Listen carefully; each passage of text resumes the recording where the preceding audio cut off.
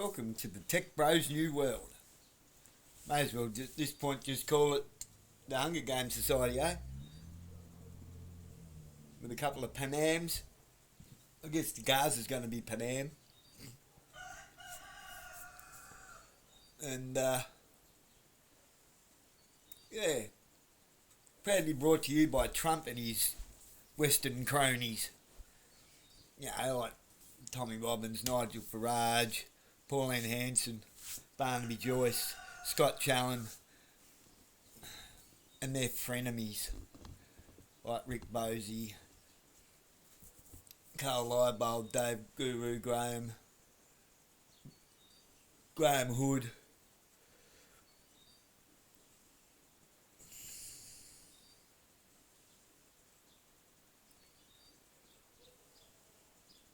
I'm still not sure what to make of Rod Cullerton. You don't hear much of him now. I don't know what to make of him. He's a squirrely one, that one. Anyway.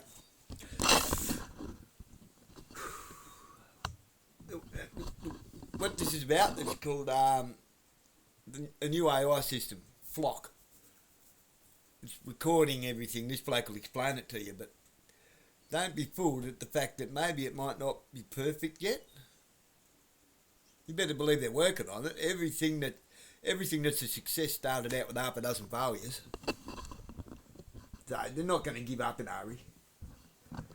Nothing good or bad ever came without effort. A new feature that turns their gunshot detection microphones into constant human conversation surveillance. In this video, I will cover the new feature and why privacy experts are begging cities to rip these things down before it's too late. So first, let me briefly explain what Flock Safety actually is. You've probably seen the cameras in your neighborhood. They're automated license plate readers that sit on poles and record every car that drives by. They're in over 6,000 communities across the US, but recently they've released something called the Raven system. These are high-powered microphones that originally were supposed to detect gunshots and alert the police. However, in October of this past year, Flock announced something called distress detection. Their microphones can now listen for sounds of human distress like screaming or wailing and automatically alert the cops. These also aren't regular microphones. They're described as high-powered microphones parked above densely populated city streets, and that means that they can pick up conversations from far away, even in noisy environments. Unlike a camera that just shows you walking by, audio captures everything. The actual words you're saying, and the emotion in your voice. Your voice gives away much more than people think. Voice data can expose your age, gender, health conditions, personality traits, and emotional states. Companies have literally patented technology that figures out your health problems just by analyzing how you talk to your smart speaker. This audio can also be used to build a profile on you, where you go and who you're with. When this data gets stored, it also creates a huge target for hackers. Voice recordings can be used for identity theft and voice cloning. Now here's where it gets really messy. Most states have laws against recording private conversations without consent.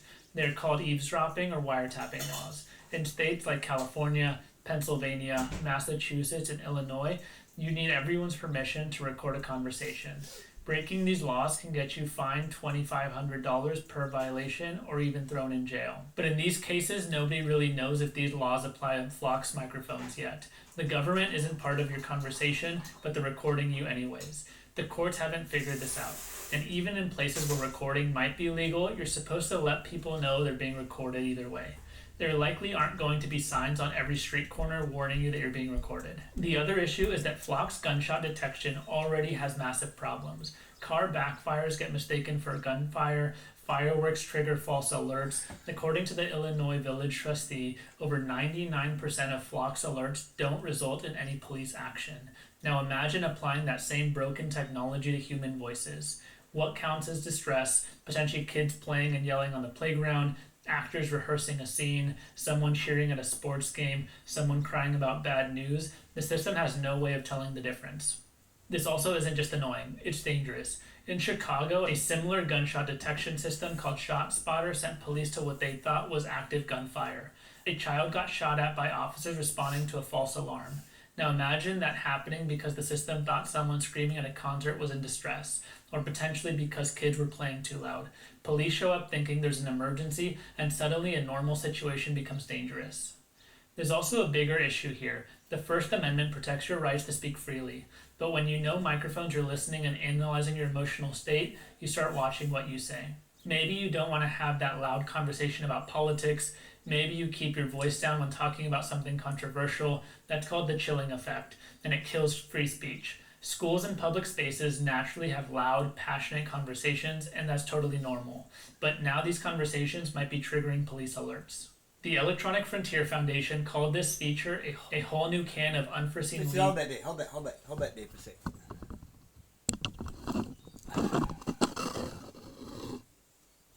The chilling effect. Yeah. I see how that'd work. I get it. It's kind of like the standover tactic, isn't it?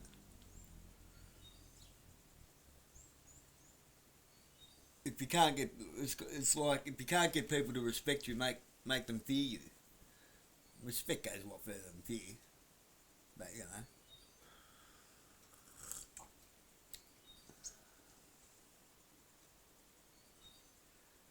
At what point do people stop speaking freely at all because they're unsure of the consequences, even if there aren't any?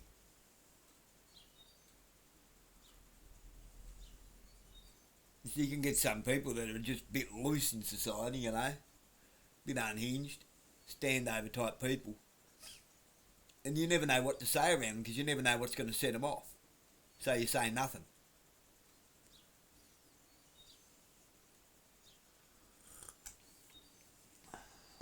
Okay, I see how that's working. So with all our hate speech laws that are revamped and rehashed in the same manner, and freedom of speech and all that being continuously spoken about, which is probably all amounts to nothing more than the same bubblegum that we've been chewing for years. It's losing its flavour, so they just give it some more flavour. It's the same old bubblegum, just it's a new piece of bubblegum. And you walk and chew gum at the same time? At what point do people go, I'm not going to blow any bubbles with this gum in case it offends somebody, so they'll just keep it in their mouth. Oh, actually, I like that one. That's good. I'm going to hang on to that one.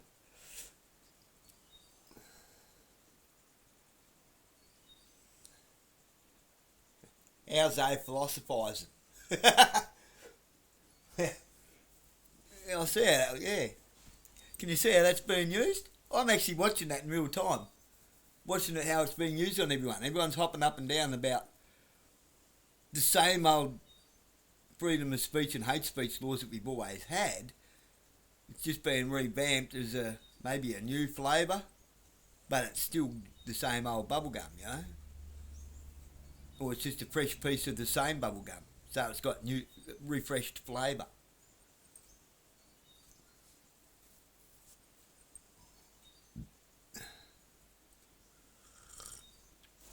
It's certainly being effective, isn't it?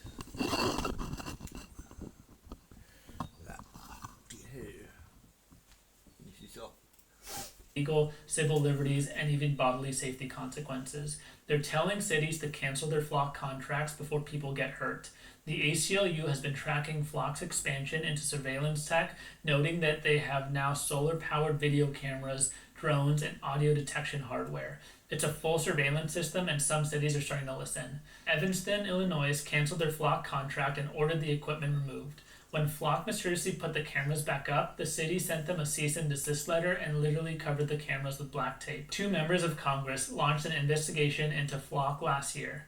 They looked at how the company enables invasive surveillance practices that threaten the privacy, safety, and civil liberties of women, immigrants, and vulnerable Americans. Flock's response claims that their system uses unbiased algorithms that are continually improving. They say it helps victims get faster police response and preserves evidence. But notice what they don't say. They don't explain how the technology actually works, they don't share accuracy rates, and they don't tell you how long they keep your voice recordings or who has access to them.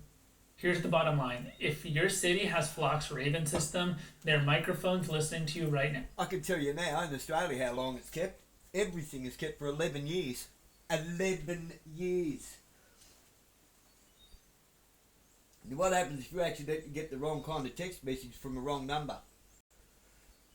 You're now hooked up in somebody else's crime and you don't even know them, and you've got to try and prove your innocence. Everyone is now considered guilty. So if you've done nothing in your life, you're still already guilty. How's that grab you? Now, they're recording your voice, your conversations, your emotional state, and the data is being stored somewhere. It can be hacked, it could be misused, it could trigger false police responses that put you in danger. And the worst part is that most people don't know this is happening. No one asked for permission, and there likely aren't warning signs around these microphones. This is mass audio surveillance in public spaces, and it's spreading to thousands of cities without any real debate on whether we want it. Cities need to demand answers before deploying this stuff. How accurate is it? What's the false positive rate? How long is audio stored? Who can access it? What happens if these systems get hacked? We need laws that actually address this. State eavesdropping laws weren't written for government microphones on every corner. We need clear rules about consent, notification, and limits on what these systems can do. And honestly, based on the 99% failure rate and all the privacy concerns, maybe we just don't need this type of technology at all. Please subscribe and let me know your thoughts in the comments below. Thank you.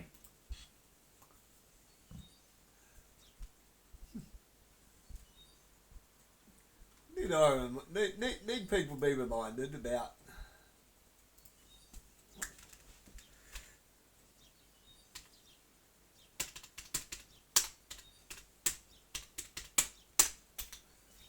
this guy, Edward Snowden. Need people be reminded about Edward Snowden? Okay, let's.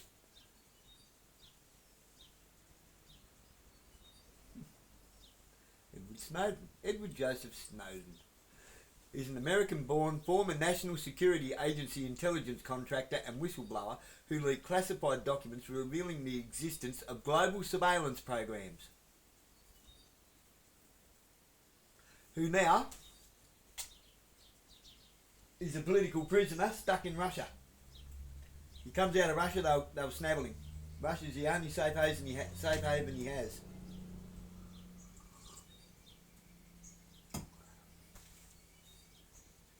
Huh. Do you want to see something else spun out?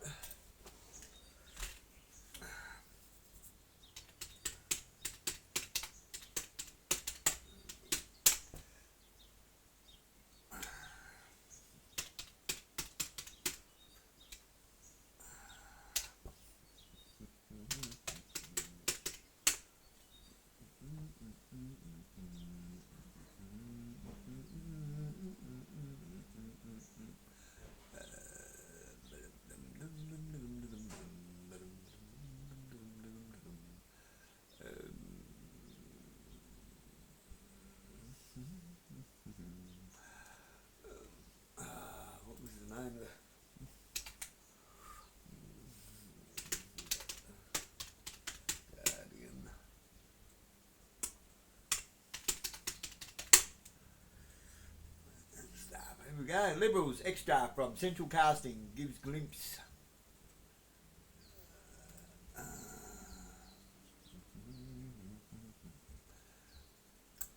Small business owner chosen. I've got a video of this that's done way back. You'd have to go find it. I can probably actually leave it in the comments for you if you like.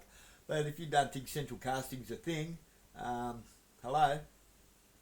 The Guardian News, The Guardian, Australian Guardian. Liberals extra from Central Casting gives glimpse into reality of Turnbull show. Small business owner chosen for Prime Minister's visit plays part admirably, but the script comes under scrutiny in elaborate pantomime of the campaign trail. Clinton Turnbull used Central Casting, I've got a whole video of it, to manipulate an election during his campaign, and nobody was pulled up on that.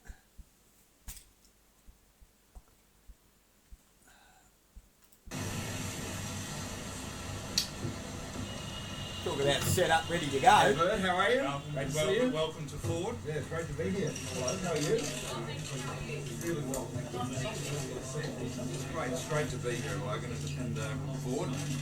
This is where the real investment, this is where additional employment comes from. This is where the jobs and growth are being found. That's why we're backing it. backing you right up to the hilt, because we know your enterprise is what makes Australia strong. Your enterprise is what assures our future. That was the second day of his campaign trail. Back in the day. Back in...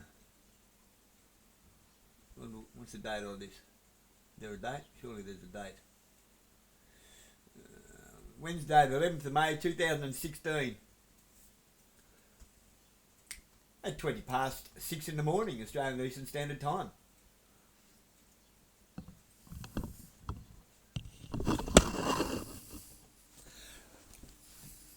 So if you don't think that's not still going on, because you know who Central Casting is, right?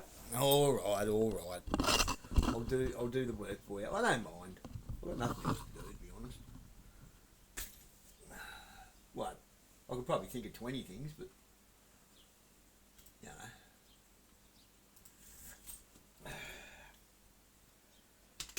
Who is Central Casting? We have an AI overview.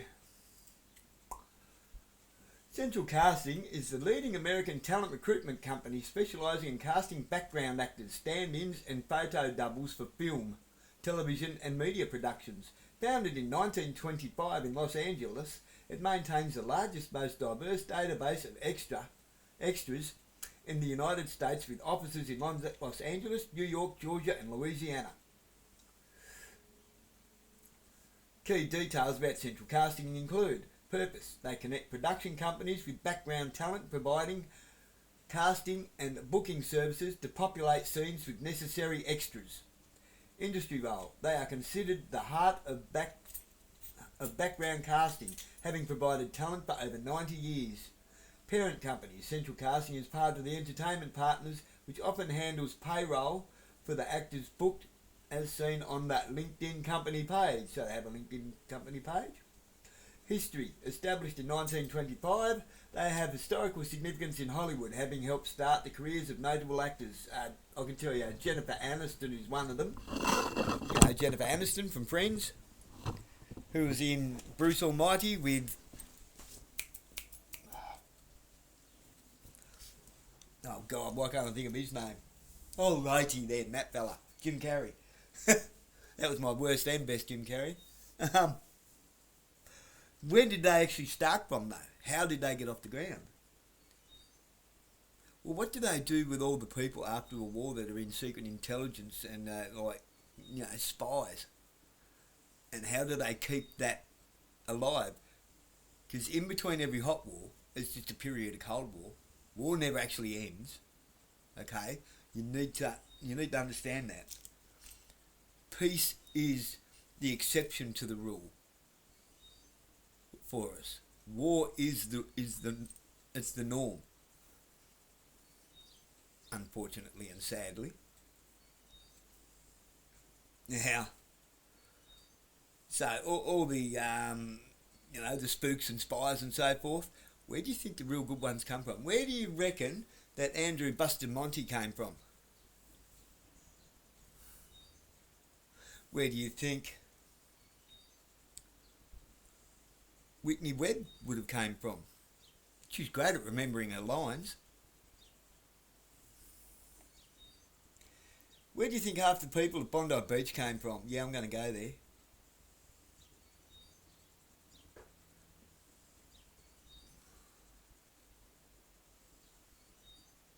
I should have kept the footage. I've got a bit of footage somewhere. And it's the most ridiculous bit of footage you ever saw from Bondi Beach. It came out on the news. Bam. I don't click very good with that hand. Within a couple of hours of it happening, of a dude with a camera, a good camera, because he was running and it wasn't shaking or nothing, chasing a lady in a brown summer dress, the blousey, up the road, and she kept stopping, and then she'd walk again, and she kept stopping and looking back to make sure the camera was still there. They must have forgot to edit the film, because it followed her all the way up the street, and they're running, and you'd show the camera on couples walking along holding hands, looking like, what's going on here? This is a bit weird. Not sure if that footage was made at the same time as the Bondi shooting or what the go was, but it didn't make any sense. A whole bunch of people, a whole bunch of buses, that weren't making sense of what was actually happening in the background. He runs up the road, walks across the road calmly, walks down a bit, and then starts running again, all the way back to where she came from.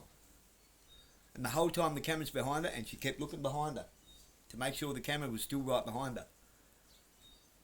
Does that sound like the normal behaviour of anybody at a massacre? To run back towards where it's happening?